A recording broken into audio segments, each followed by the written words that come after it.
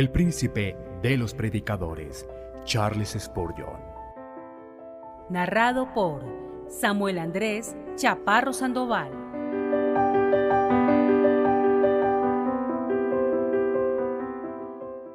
El púlpito del Tabernáculo Metropolitano, el Evangelio glorioso del Dios bendito, sermón predicado el domingo 30 de junio de 1867 por Charles Haddon Spurgeon en el Tabernáculo Metropolitano, Newington, según el Evangelio de la gloria del Dios bendito que me ha sido encomendada. 1 Timoteo capítulo 1, versículo 11.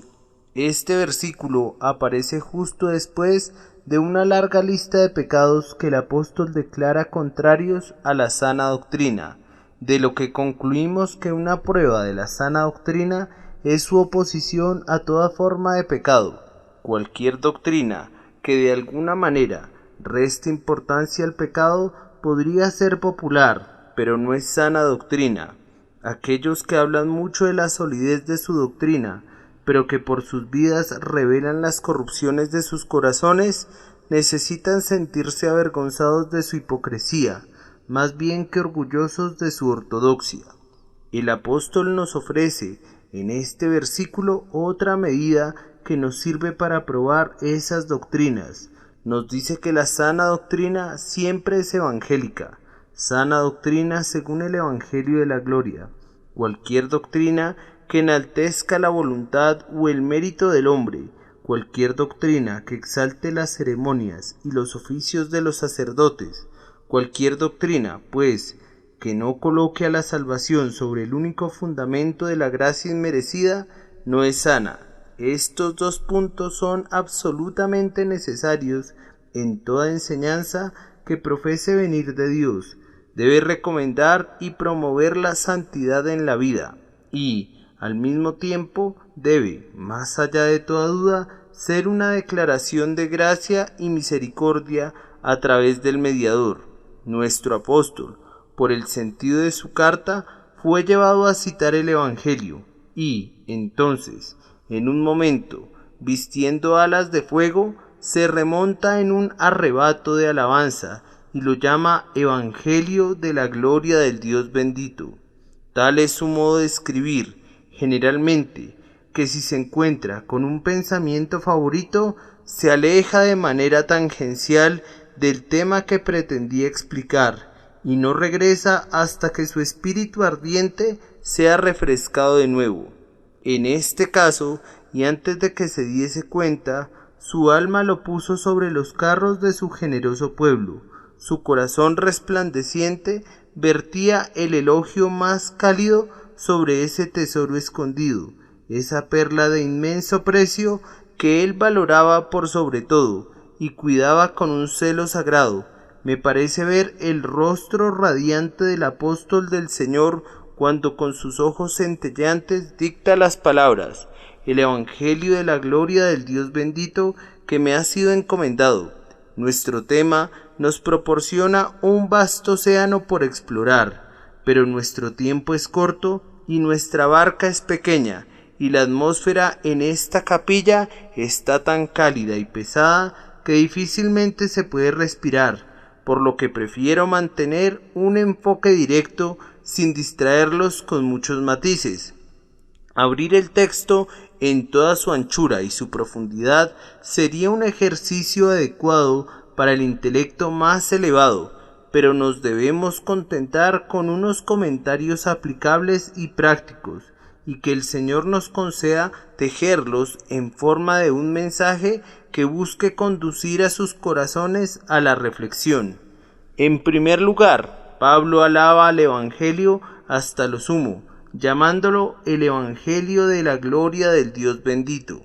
¿Hemos experimentado nosotros su excelencia? Es necesario hacer esta pregunta incluso en esta congregación, porque aun para las grandes multitudes que asisten a nuestras casas de oración, el Evangelio es un tema seco y sin interés. Oyen la palabra porque es su deber, se sientan en los bancos porque la costumbre requiere de un respeto externo a la religión, pero ellos no piensan que el Evangelio tenga en sí nada de glorioso, nada que pueda mover al corazón o que acelere nuestro pulso. El sermón es lento, el servicio es aburrido, todo el asunto es un cansancio que la gente soporta por pura cortesía. Algunas personas hacen de la religión un asunto de necesidad, como el caballo que jala un carretón, pero si esa necesidad de respetabilidad no existiera, serían felices de escapar de ella, como es feliz el caballo cuando se libera de su carga y deja atrás el estruendo de las ruedas. Es necesario entonces hacerles la pregunta, y la haré de 3 o 4 maneras. Pablo llama al mensaje sagrado de misericordia el Evangelio. ¿Ha sido el Evangelio para nosotros? La palabra es simple, y no necesito recordarles qué significa buena nueva. Ahora bien, ¿ha sido el Evangelio buena nueva para nosotros? ¿Ha sido alguna vez nueva para ustedes? Lo hemos oído tan a menudo, diría alguien, que no podemos esperar que sea novedoso para nosotros. Fuimos educados por padres piadosos, nos llevaron a la escuela dominical, hemos aprendido el Evangelio desde nuestra juventud. No puede ser novedoso para nosotros. Déjenme decirles que no conocen la palabra de reconciliación a menos que haya sido, y todavía sea, una nueva para ustedes. Para cada hombre que se salva por el Evangelio, llega como una nueva tan nueva, fresca y asombrosa, como si nunca antes la hubiera oído. La letra puede ser vieja, pero el significado interior es tan nuevo como si la tinta estuviera todavía fresca en la pluma de la revelación. Confieso que fui educado en la piedad, fui colocado en mi cuna por manos cargadas de oración y arrullado con canciones que cantaban a Jesús, pero después de haber oído el Evangelio continuamente, línea sobre línea, mandato sobre mandato, un poquito allí, otro poquito allá, sin embargo, cuando la palabra del Señor me llegó con poder, fue tan nueva como si yo hubiera vivido entre las tribus remotas del África Central y nunca hubiera oído la noticia de la fuente limpiadora, llena con la sangre que fluye de las venas de nuestro Salvador. El Evangelio lleva siempre el rocío de su juventud en su espíritu y en su poder. Brilla con la frescura de la mañana, su fuerza y su gloria permanecen para siempre. Ah, mi querido oyente, si alguna vez has sentido tu culpa, si te has sentido cargado bajo su peso, si has mirado dentro de tu corazón para encontrar alguna cosa buena y te has sentido amargamente desilusionado, si has ido para arriba y para abajo por todo el mundo para probar este o ese esquema para conseguir consuelo, pero todos te han fallado como pozos secos en el desierto que se burlan del viajero, será una dulce noticia para tu corazón que haya salvación ahora en el Salvador. Es una muy refrescante nueva, la voz de Jesús que dice: venid a mí y yo os haré descansar.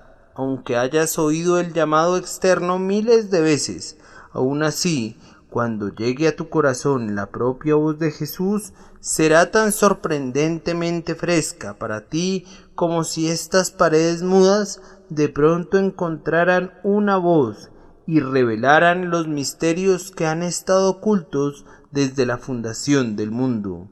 A cada creyente el Evangelio le llega como una nueva de la tierra al otro lado del río, siendo la mente de Dios revelada por el Espíritu de Dios a sus elegidos. Es buena nueva también ahora. ¿Has experimentado al Evangelio como bueno para ti, oyente? Bueno en el mejor sentido, enfáticamente bueno, bueno sin ninguna mezcla de mal. Eso es el Evangelio para quienes lo conocen. ¿Es así para ti? ¿Has sentido profundamente la abrumadora deuda que tienes con la justicia de Dios y has recibido luego lleno de gozo la información de la gracia de que todas tus deudas han sido pagadas? ¿Has temblado bajo la nube cargada de truenos de la ira de Jehová, que estaba lista para descargar su tempestad sobre ti, y has oído la tierna voz de la misericordia que te dice: he borrado como niebla tus rebeliones y como nube tus pecados? ¿Has sabido alguna vez lo que significa ser completamente absuelto, estar ante Dios sin miedo, aceptado en el amado, recibido como un hijo amado, cubierto con la justicia de Cristo? Si es así, el Evangelio ha sido ciertamente bueno para ti. Tomándolo con la mano de la fe y sintiendo su poder en tu alma, ¿lo consideras la mejor nueva procedente de Dios para el hombre? Te voy a pedir que respondas con sinceridad a mi pregunta, como si estuvieras ante la presencia de Dios. Que ningún hombre esquive esta pregunta tan vital. Eso que Pablo llama el Evangelio, ¿lo has experimentado tú como el Evangelio? ¿Ha hecho saltar tu corazón alguna vez como si fuera una de esas noticias que te estimula y te hace feliz? ¿Te ha parecido alguna vez la cosa más importante de todas? Si no es así, no sabes lo que significa el Evangelio. Oh, deja que mis ansiosas preguntas te muevan tiernamente a preocuparte por los asuntos de tu alma, y que busques al Señor Jesús para la vida eterna. Cuando Pablo llama al mensaje de misericordia el Evangelio, le agrega un adjetivo: el Evangelio de la gloria. Y es un Evangelio glorioso por 1000 razones. Es glorioso en su antigüedad. Antes de que los rayos de la primera mañana ahuyentaran a las primeras sombras, este Evangelio de nuestra salvación estaba ordenado en la mente del Eterno. Es glorioso porque es eterno. Cuando todas las cosas hayan pasado, como la blanca escarcha de la mañana se disuelve ante el sol que sale, este Evangelio existirá en todo su poder y gracia. Es glorioso porque revela la gloria de Dios más claramente que todo el universo. Los innumerables mundos que Dios ha diseñado, aunque nos hablen con el lenguaje de la elocuencia más elevada de sus esferas celestiales, no podrían proclamar el carácter de nuestro Padre Celestial como lo hace el Evangelio. Los cielos proclaman la gloria de Dios, pero el Evangelio que nos habla de Jesús tiene un mensaje más dulce y más claro. El poeta habla del grande y ancho mar, en donde la forma todopoderosa refleja la tempestad. Así, ciertamente, el dedo de Dios se puede reflejar a sí mismo, pero 1000 océanos no pueden reflejar al infinito mismo. El Evangelio de Jesucristo es el único espejo fundido en el que Jehová puede ser visto. En Jesús no solo vemos pasar la gloria de Dios, tal como Moisés la vio cuando observó los bordes del manto de Jehová en la hendidura de la roca, sino que Dios en su totalidad se revela en el Evangelio de Jesús, de manera que nuestro Señor pudo decir: el que me ha visto al Padre. Si el Señor es glorioso en santidad, así lo revela el Evangelio. ¿Es gloriosa su diestra en poder? Así habla de él el Evangelio. ¿Es el Señor el Dios de amor? ¿No es esto el genio del Evangelio? El Evangelio es glorioso porque cada atributo de la divinidad se manifiesta en él con un esplendor único. Pero quiero llegar directo a sus conciencias preguntándoles: ¿el Evangelio es para ustedes un Evangelio glorioso? Amados amigos, podemos conocer mucho de nuestra situación por la respuesta que demos a esa pregunta. El Evangelio, visto con estos ojos y oído con estos oídos externos, será, como el Señor mismo, una raíz seca. No hay parecer en él ni hermosura, pero el Evangelio, entendido por un corazón renovado, será una cosa completamente diferente. Será seguramente el Evangelio de la gloria si ustedes son levantados en una nueva vida para gozar de las bendiciones que les trae. Así que les suplico que respondan a la pregunta, y para ayudarlos, déjenme recordar al pueblo de Dios cuán glorioso ha sido el Evangelio para ellos. ¿Recuerden el día en que el Evangelio tomó por asalto su corazón? Nunca podrían olvidar cuando el gran ariete de la verdad comenzó a golpear contra las puertas de la fortaleza tras las que se parapetaba el alma. ¿Recuerdan cómo reforzaron los postes y las barras y se enfrentaron al Evangelio resolviendo no ceder? A veces fueron impulsados a llorar a causa de las impresiones, pero secaron sus lágrimas pasajeras. La emoción fue como la niebla de la mañana y como el rocío del amanecer. Pero el amor eterno no quiso abandonar sus asaltos de gracia, porque tenía la determinación de salvar. La providencia y la gracia juntas sitiaron a la ciudad del alma de ustedes y trajeron artillería divina para atacarla. Ustedes estaban completamente encerrados hasta que, como con Samaria, así fue con ustedes. Hubo una gran hambre en su alma. Recuerden cómo domingo a domingo cada sermón fue un asalto renovado de los ejércitos del cielo, un nuevo golpe del ariete celestial.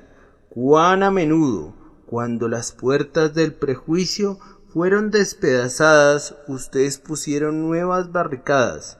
Su corazón temblaba bajo los tremendos golpes de la justicia, pero con la ayuda de Satanás, su corazón depravado se las arregló para asegurar las puertas con las barras de hierro del orgullo y el bronce de la insensibilidad, hasta que, un bendito día, ¿lo recuerdan? Un día bendito, el ariete del Evangelio dio el golpe de gracia definitivo.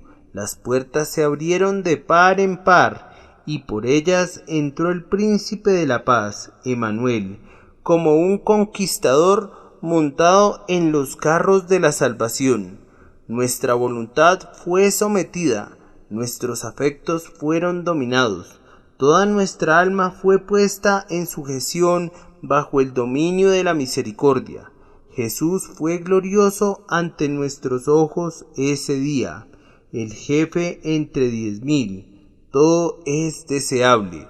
Ese día único lo hemos registrado en las tablas de nuestro corazón. Fue el verdadero día de la coronación de Jesús en nosotros y nuestro nacimiento para la eternidad, cuando nuestro glorioso Señor entró en nuestras almas con su vestido bañado en sangre, perdonando y bendiciendo en la plenitud de su gracia. Entonces las campanas de nuestro corazón dieron alegres repiques, las banderas de nuestra alegría ondearon en el aire fragante, las calles de nuestra alma fueron alfombradas con rosas, las fuentes de nuestro amor se llenaron del rico vino rojo, y nuestra alma estaba tan llena de dicha como puede estarlo un corazón de este lado del cielo, porque la salvación había llegado a nuestra casa, y el Rey de la Misericordia se había dignado a visitarnos. ¡Oh, el dulce perfume del nardo, cuando, por primera vez, el Rey se sentó a nuestra mesa para comer con nosotros! Como el sabor de su presencia llenó cada trozo de nuestra hambre interior. Ese día, cuando la gracia nos redimió de nuestros temores, el Evangelio fue ciertamente un glorioso Evangelio. Ah, querido oyente, tú estabas escuchando el sermón en aquella capilla atestada, pero no te cansaste. Los labios del predicador te refrescaron, porque la verdad caía como mirra de dulce aroma. Podrías haber saltado cercos y cruzado zanjas para oír el Evangelio en esa estación del primer amor, sin importar cuán torpemente fuera presentado por el predicador. Disfrutabas del pan del cielo en tu lengua como un dulce bocado, porque era el evangelio de tu salvación. Cristiano, quiero refrescar aún más tu memoria. No olvides las conquistas posteriores de ese evangelio. Si tú has progresado en la vida divina, ha sido por el poder del evangelio de Jesucristo aplicado por el Espíritu Santo. Algunas veces nos equivocamos, porque habiendo comenzado en el Espíritu, esperamos ser perfeccionados en la carne.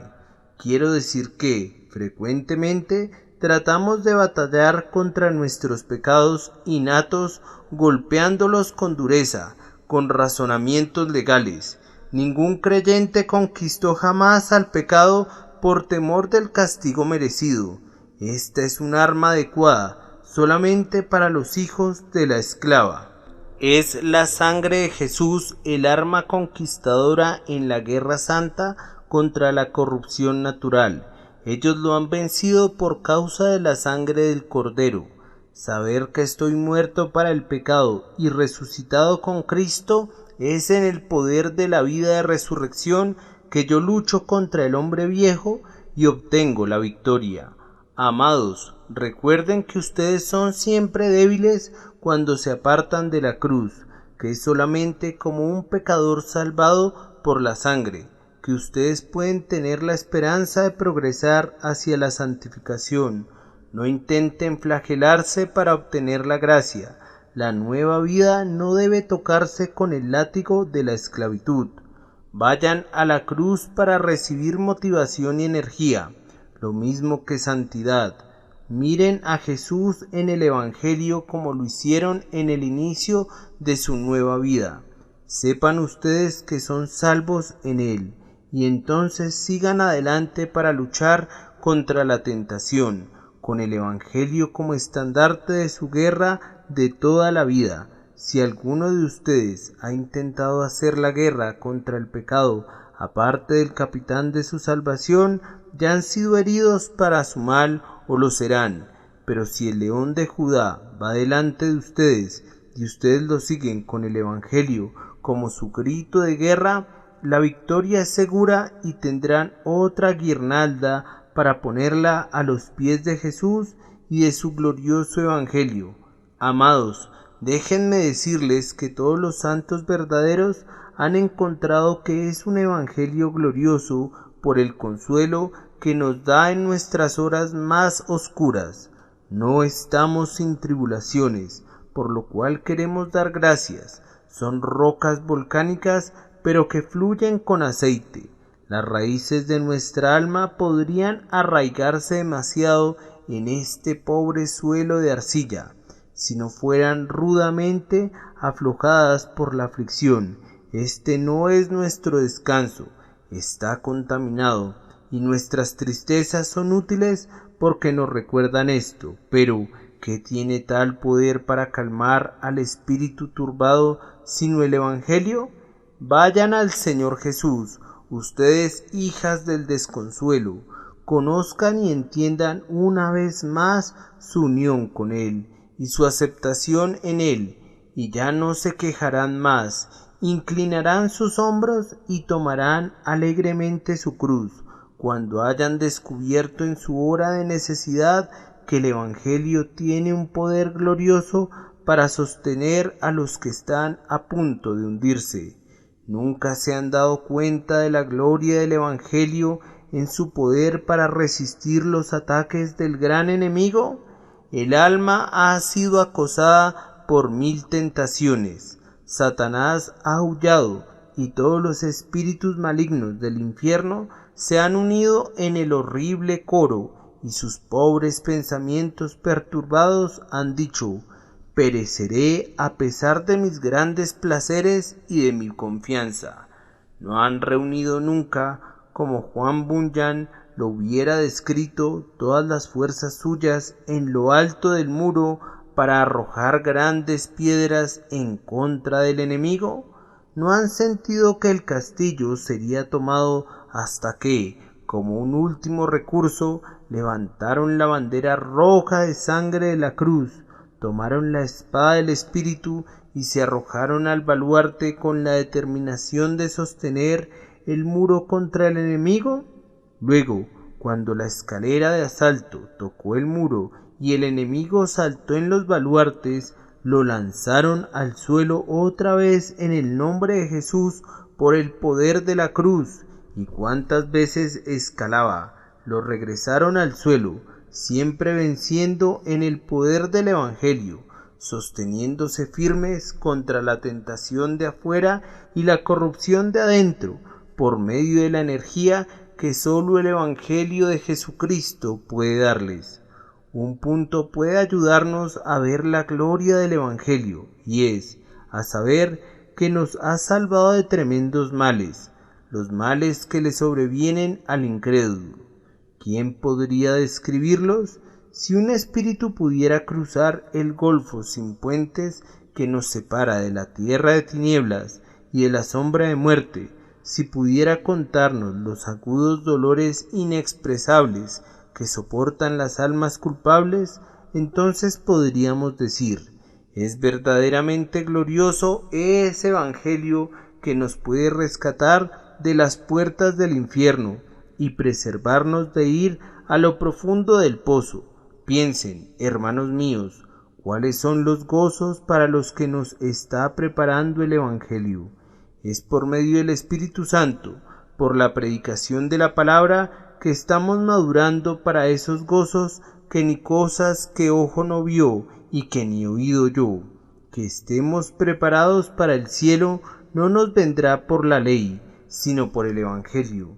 Ni uno solo de los seres celestiales llegó allí por las obras de la carne, sino enteramente por la gracia soberana de Dios revelada a ellos en el Evangelio de Jesucristo, glorioso Evangelio que lleva a la gloria a sus discípulos.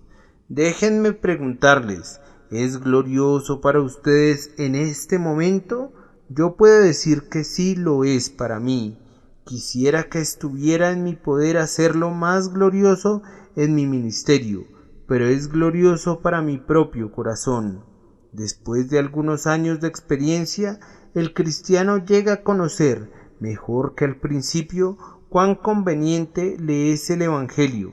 Encuentra que su simplicidad le conviene para su confusión, su gracia le conviene para su tendencia a pecar, su poder es el adecuado para su debilidad, su consuelo es adecuado para su abatimiento, y entre más viejo se hace, más ama al Evangelio de la gracia de Dios. ¿Hacerlo a un lado? ¡Ah, nunca! Nos sujetaremos a Cristo más firmemente porque los hombres lo desprecian. ¿Hacia quién o hacia dónde iremos si le diéramos la espalda a nuestro Señor Jesús? Ahora, queridos oyentes, antes de que termine con este punto, quiero preguntarles otra vez con gran preocupación amorosa: ¿es glorioso el Evangelio para ustedes? Recuerden que, si no lo es, no puede haber esperanza para ustedes. No hay otro camino para la salvación sino la buena nueva que Cristo Jesús vino al mundo para salvar a los pecadores.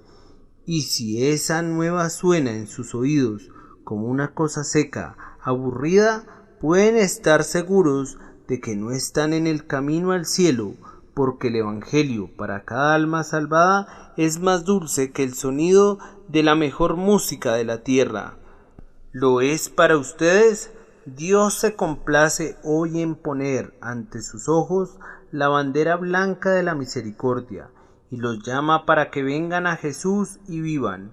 Pero recuerden que si no se someten a Él, Él levantará la bandera roja de la amenaza, y luego la bandera negra de la ejecución rondará muy cerca. Tal vez algunos de ustedes padezcan de enfermedades. Tómenlo como una advertencia.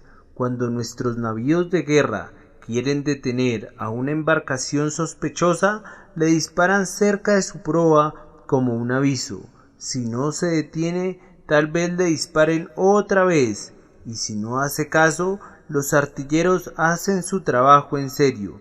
Y pobre del infractor, Su aflicción es el cañonazo de advertencia del Evangelio. Les suplico que hagan una pausa y pidan al Señor que los mire para que puedan ser salvos.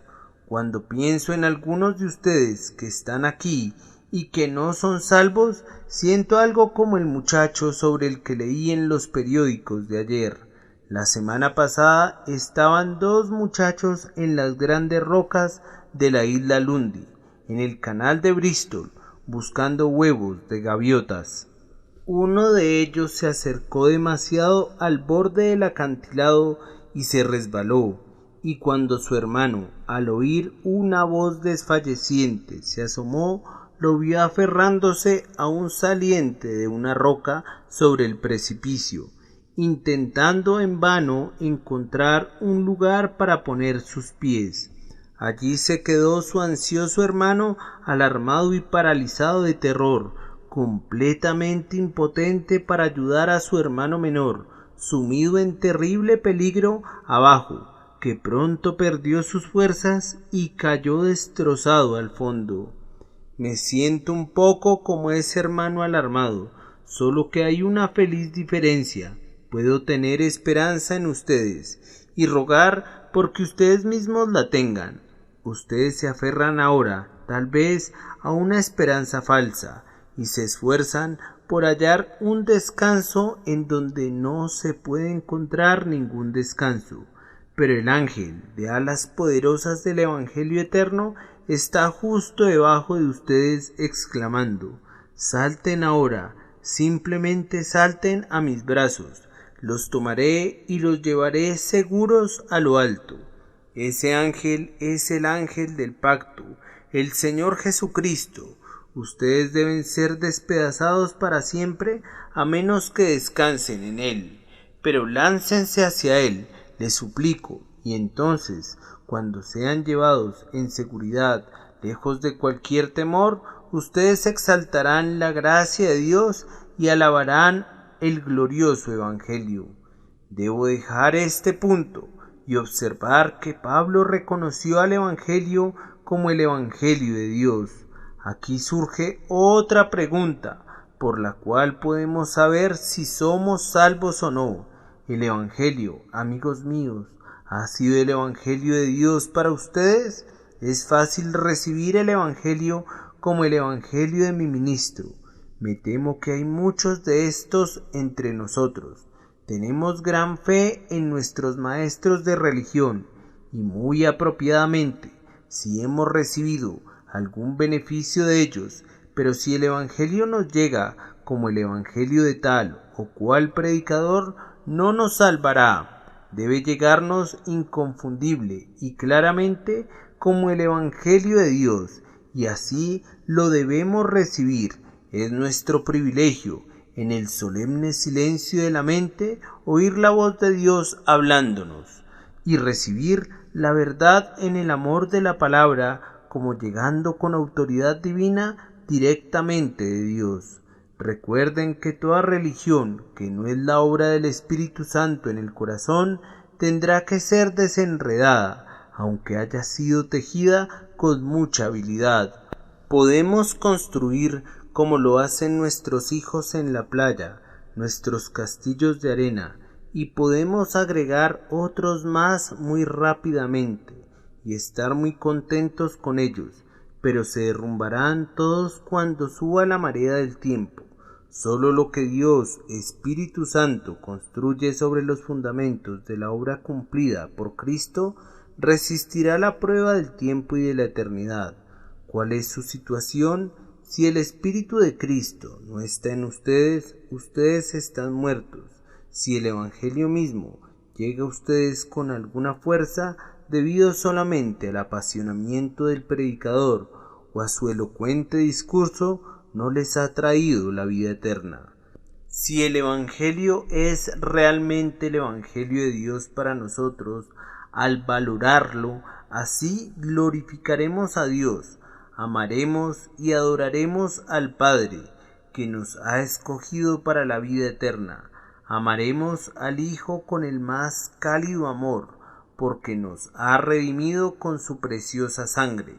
daremos reverencia constantemente al Espíritu Santo y nos gozaremos porque habite como huésped distinguido en nuestros cuerpos. Por esto podemos saber si hemos recibido la verdad de Dios, porque nos lleva conscientemente a la unión con Él. Querido oyente, ¿habita Dios en ti? Porque, si no, tú no habitarás donde está Dios. Debes conocer al Espíritu Santo, no como una influencia que es derramada según la oración de algunos, sino como habitando dentro de ti, descansando en tu corazón.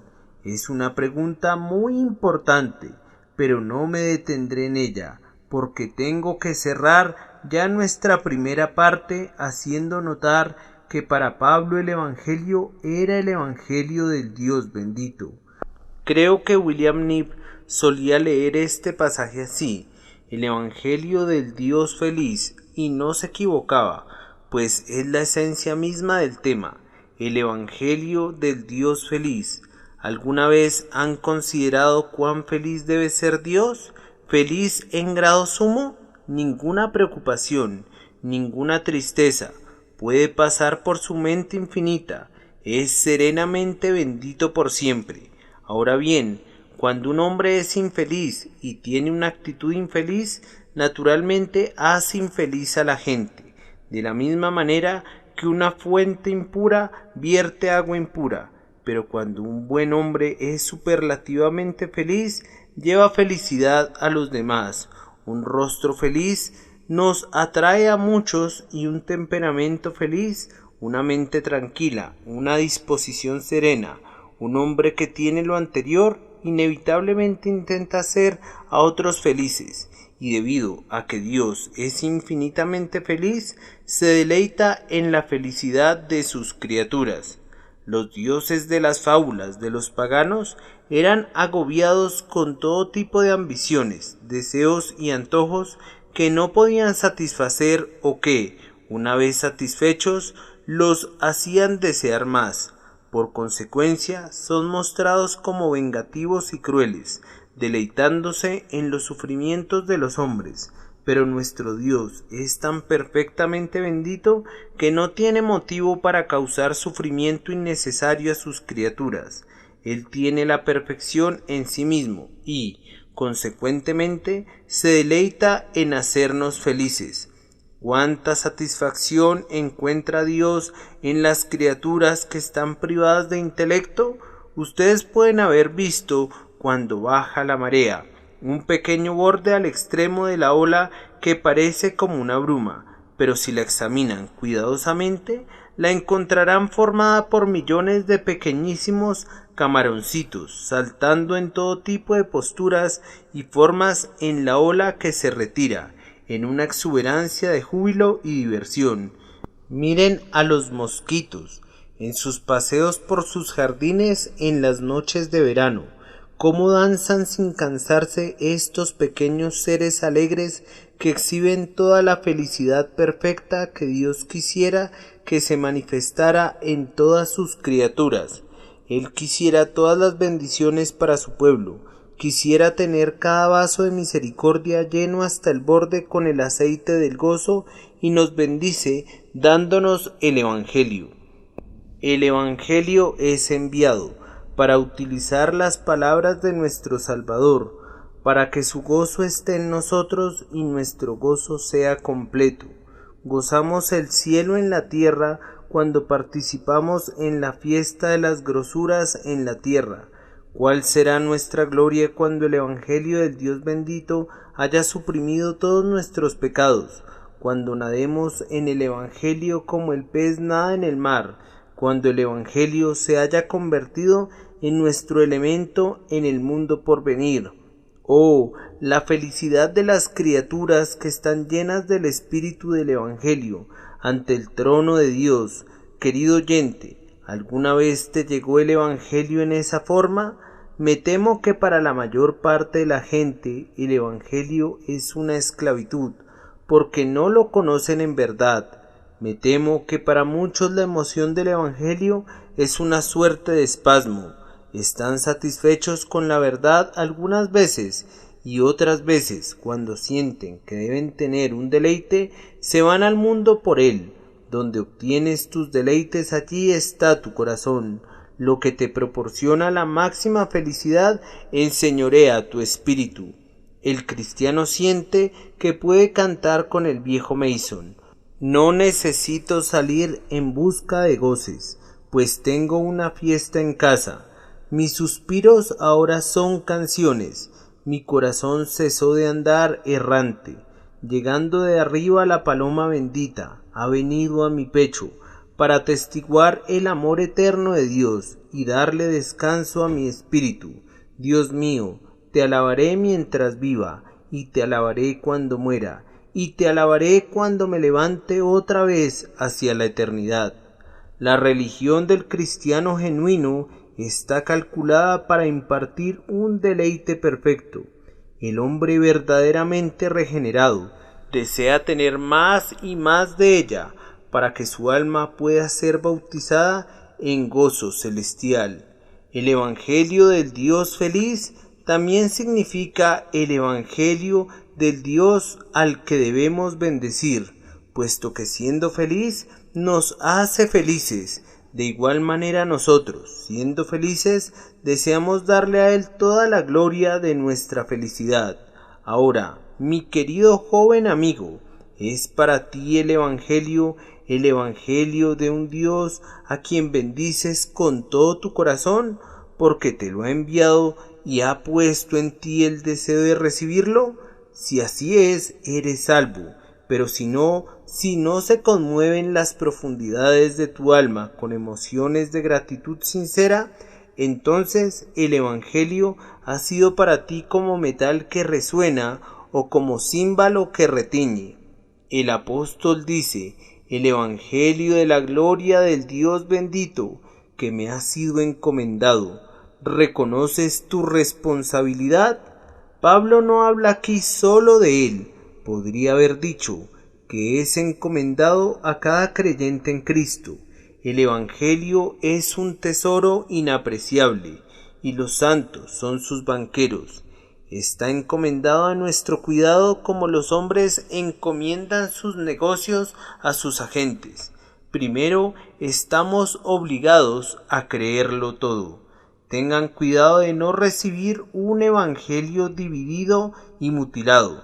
Se ha dicho que solo la mitad de la verdad es una mentira, y así es.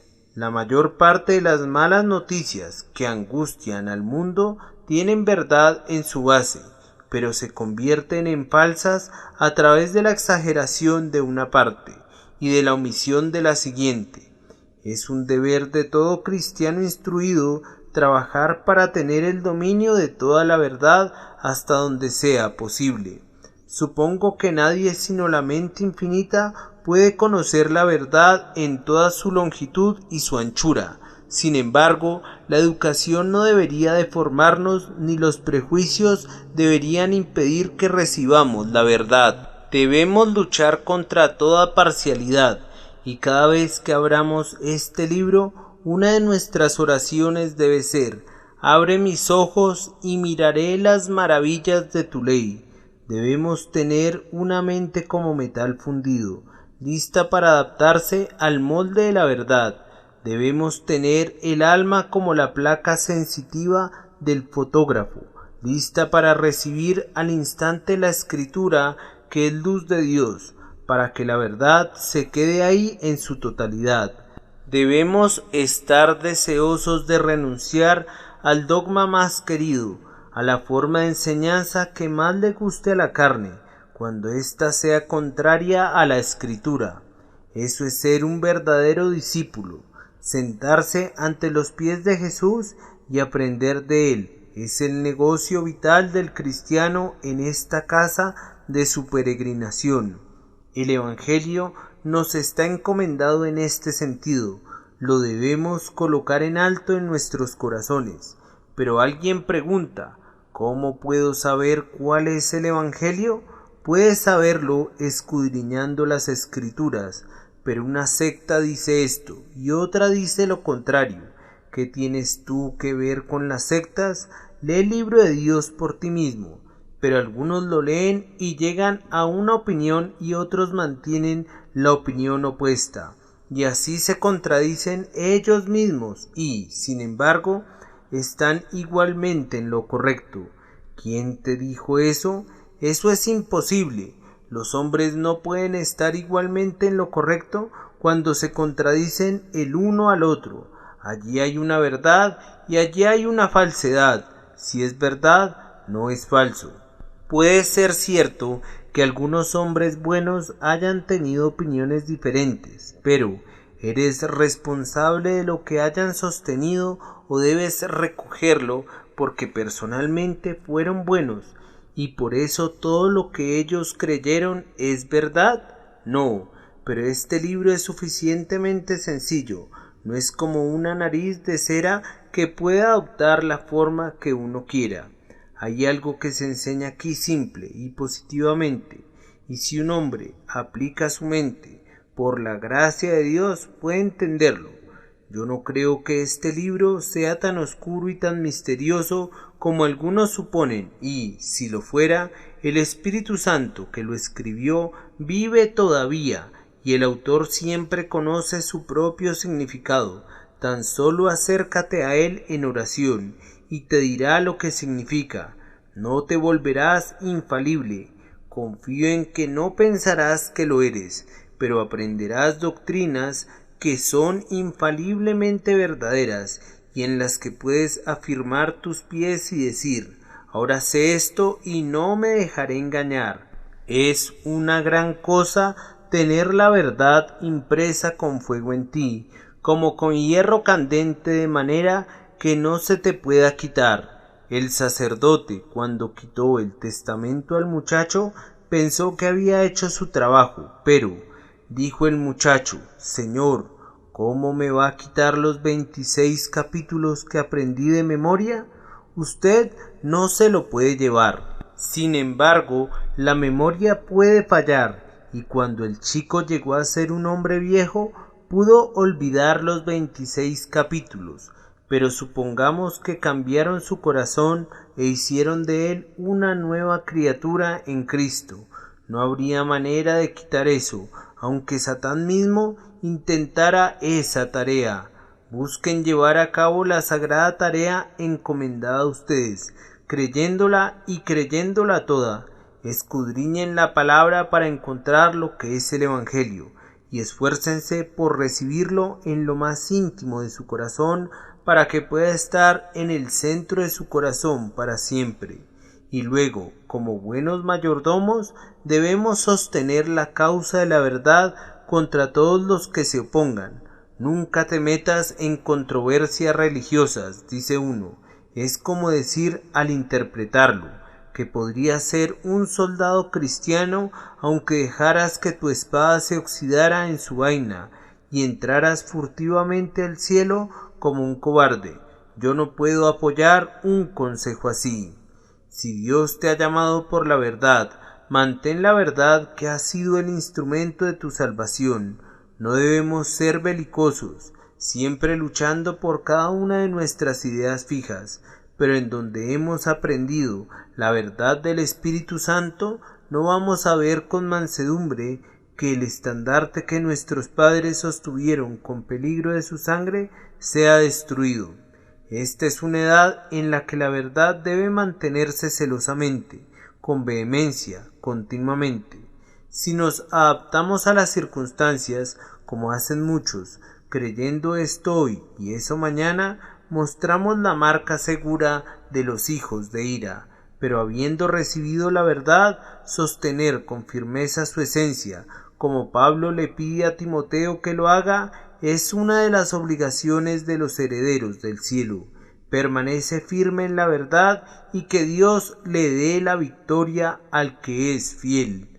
Debemos creer en el Evangelio y sostenerlo, porque nos ha sido encomendado.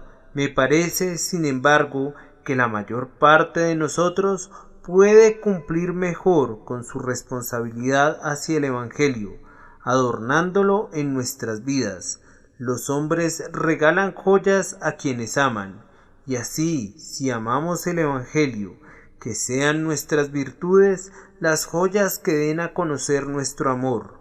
Una muchacha de servicio puede adornar el Evangelio, va al templo y su irreligiosa patrona puede objetar que vaya. Recuerdo que el señor Jay comenta un caso así, en donde el patrón y la patrona le habían prohibido a la muchacha asistir a un templo cristiano independiente. Ella rogó mucho y por fin decidió dejar esa casa. El patrón le dijo a su esposa: «Bien, tú ves que nuestra sirvienta trabaja de manera excelente. Nunca tuvimos una muchacha tan trabajadora como ella. Todo en la casa se conservaba ordenadamente y es muy obediente y todo lo hace bien.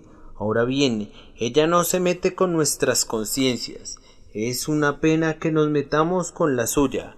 No importa a qué iglesia asista, ciertamente no le causará problemas.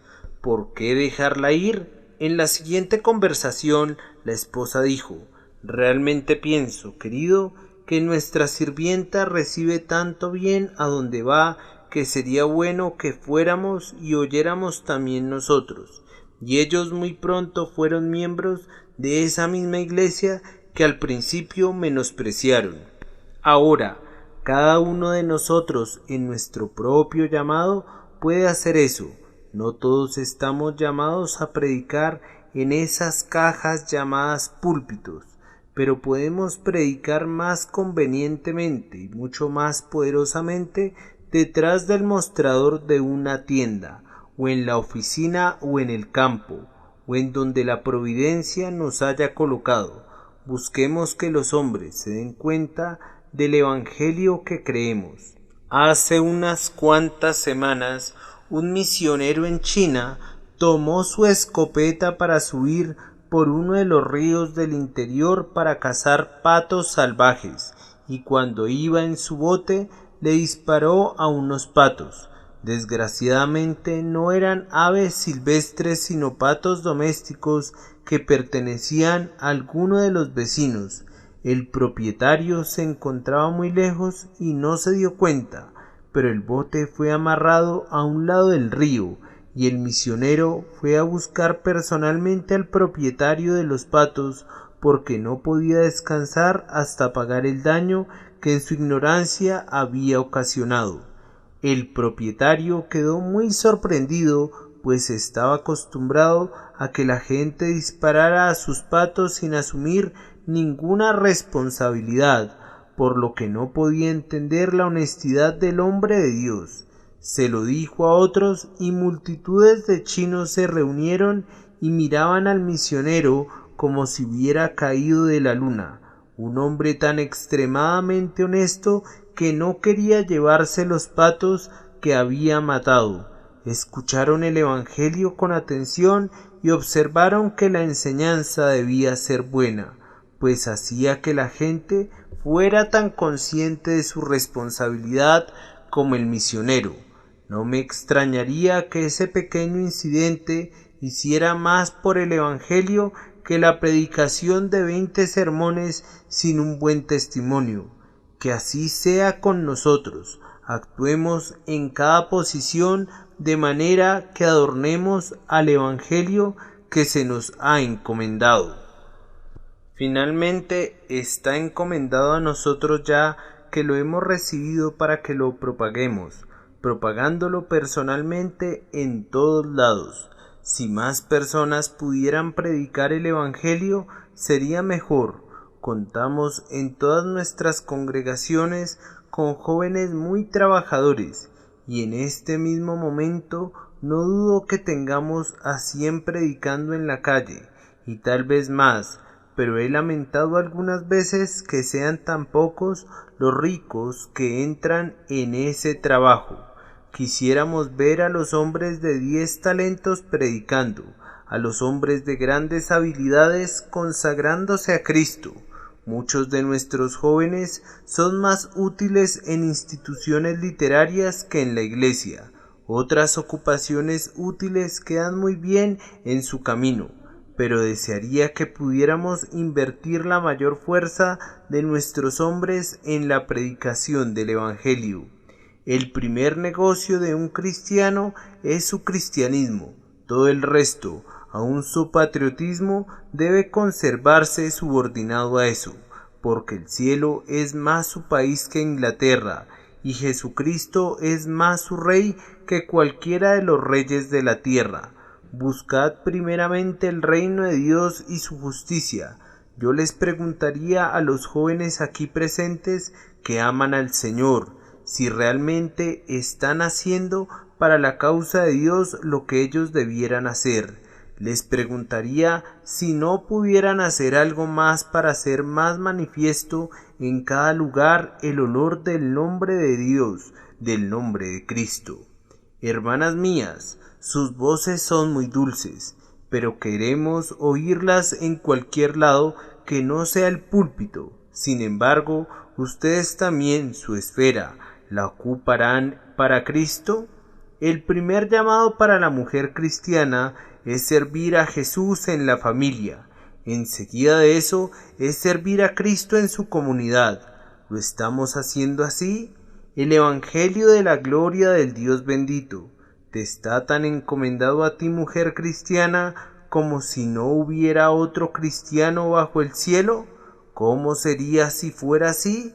Si todos los cristianos se murieran, ¿habrían hecho para el Evangelio lo que les pide específicamente a ustedes? Todo el celo y el ingenio de otros 10,000 no podrían compensar tu responsabilidad personal como cristiana. Tengo que pedirles a ustedes esta mañana que me ayuden a propagar el Evangelio glorioso. Hace algunos años, habiendo hecho mi mayor esfuerzo para predicar la palabra con mi propia boca, encontrando que aún corriendo de arriba abajo a través del país, predicando 10 o 12 veces a la semana, no era capaz de hacer sino muy poco. Pensé que si encontrara otras lenguas y las pusiera a hablar, que si encontrara otros cerebros y los pusiera a pensar, podría, tal vez, hacer más para la causa de mi bendito Señor. Un joven se cruzó en mi camino y fue educado a petición mía para el ministerio cristiano por un hermano muy estimado, y cuando ese joven fue llamado por Dios como predicador poderoso, el deseo de ayudar a otros estudiantes creció dentro de mi corazón, y después de ese primer joven llegaron 10, luego 20, luego 30, luego 50, luego 90. El colegio del pastor, por el que pido sus contribuciones, esta mañana ha crecido hasta llegar a ser un poder para el bien. Hemos tenido por algunos años sucesivos entre 80 y 90 hermanos capacitándose para el ministerio. Los fondos para el apoyo de ellos se generan de los donativos del pueblo de Dios, enviados voluntariamente sin que se necesite ningún cobrador o que se establezcan suscripciones anuales. No tengo nada de qué depender sino de la providencia de Dios, quien guía la generosidad de su pueblo. Algunas veces mis fondos son más bien escasos, pero nunca para estar en la necesidad, porque cuando los recursos son escasos, llamamos a todos los jóvenes y oramos, y muchas veces hemos tenido respuestas tan claras a nuestras oraciones como si Dios hubiera extendido su mano desde el cielo para darnos el dinero necesario. De esta manera se gastan como 5,000 libras al año que Dios envía cuando se necesitan. Hemos construido varios lugares de adoración, hemos formado y fundado varias iglesias nuevas, hemos evangelizado a los distritos más oscuros de Londres y del país, y nuestros hombres se encuentran ahora en Australia, en la Roca de Santa Elena, en África del Sur, en América y en todos los rincones de la tierra.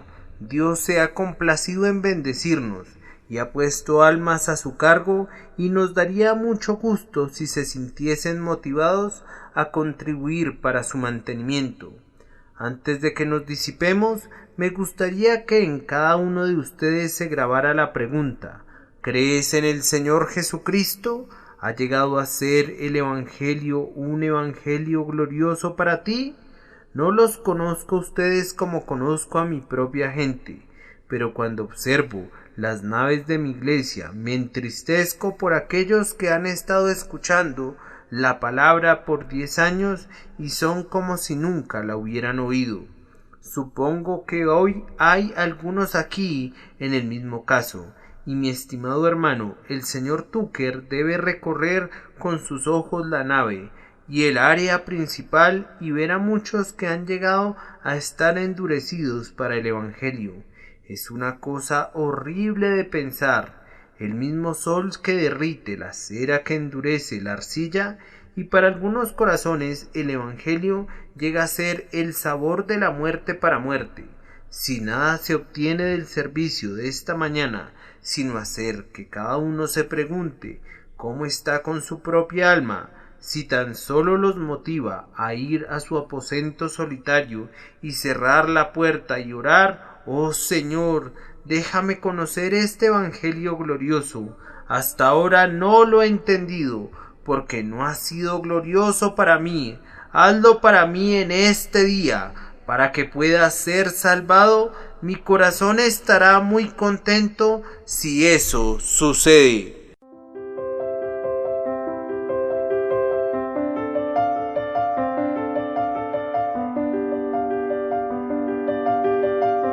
El príncipe de los predicadores, Charles Spurgeon. Narrado por Samuel Andrés Chaparro Sandoval.